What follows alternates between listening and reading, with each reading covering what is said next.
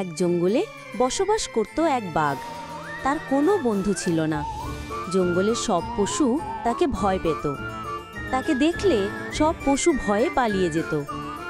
একদিন একটি ছাগল বাঘের মন খারাপ দেখে বাঘের কাছে গিয়ে ভয় ভয় বলতে লাগলো, মন খারাপ করে বসে আছো কেন? তোমার কি শরীর খারাপ, তাই মন খারাপ করে বসে বসে আছো? বাঘ তো ছাগলকে দেখে অবাক।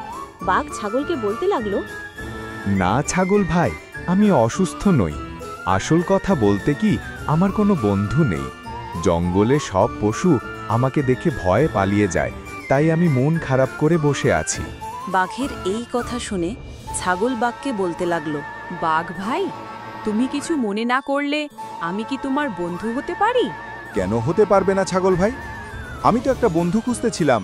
তুমি আমার বন্ধু হতে আপত্তি কোথায়? এটা তো আমার জন্য আনন্দের কথা। তারপরে হতে বাঘ আর ছাগল একসাথে খাবার জোগাড় করতে যায়, একসাথে ঘুরে।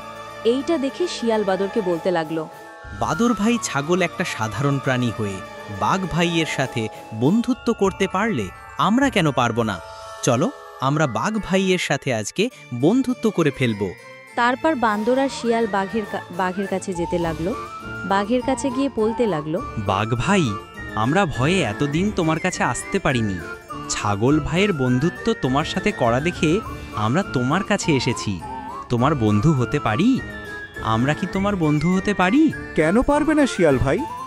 আমরা যেহেতু একই জঙ্গলে বসবাস করি, আমরা পরস্পরের বন্ধু। আমাকে ভয় পাওয়ার কিচ্ছু নেই। আমিও তো তোমাদের মতো একটা প্রাণী। আজ থেকে তোমরাও আমার বন্ধু।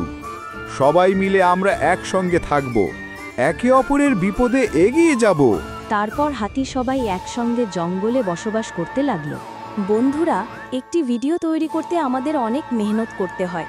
দয়া করে আমাদের চ্যানেলটি সাবস্ক্রাইব করুন এবং নোটিফিকেশনটি অন করে রাখুন, যাতে করে নতুন ভিডিও আমাদের চ্যানেলে আপলোড করার সাথে সাথেই আপনি পেয়ে যান। ভিডিওটি ভালো লাগলে লাইক, কমেন্ট এবং শেয়ার করতে ভুলবেন না।